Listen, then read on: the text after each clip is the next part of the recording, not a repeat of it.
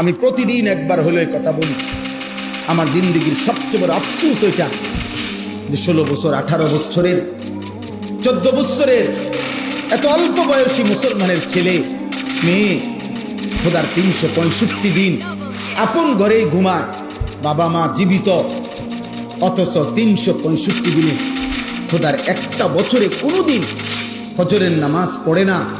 আহা, বাবা মা জীবিত, মুসলমানের সন্তান এত বড় নিকৃষ্ট কিভাবে হয়? আর মুসলমানের মা বাপ এই গাফেল কেমনে হয়? ওই বাপ, তুমি এত বড় গাফেল কেমনে হইলা? তোমার সন্তান একটা দিনও ফজরের নামাজ পড়বে না, তুমি কেমন বাপ হইলা? আর এটা কেমন সন্তান? বলো না বাপ, বলো না সন্তান,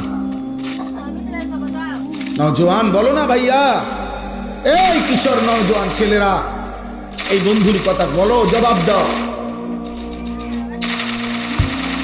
365 দিনে খোদার এক বছরে যে কোনো দিন 5 ওয়াক্ত নামাজ পড়লা না, তুমি মানুষের বাচ্চা? এই হাইওয়ান, মুসলমানের বাচ্চা তো নিকৃষ্ট হয় বেটা। তোর কোনো আল্লাহ নাই, তোরে কেউ বানায় নাই বেঈমান নাফরমান, তোর কোনো সৃষ্টিকর্তা নাই, তোর কোনো নবী নাই, তোর জন্য কেউ 23 বছর কাঁদে নাই,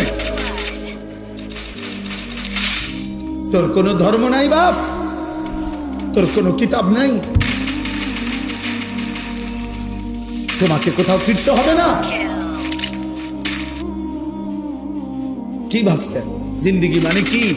ভাত তরকারি, পেশাব পায়খানা, মোবাইল, নারী, ছবি, খাতা বালিশ আর দোকানদারি, আর বন আর বিড়ি, চার বিস্কুট, পেঁয়াজ আর আলুর চপ, আপেল আর মালটা, এরই নাম জীবন। খালাস, এরই নাম জিন্দিগি? বলো না বাপ।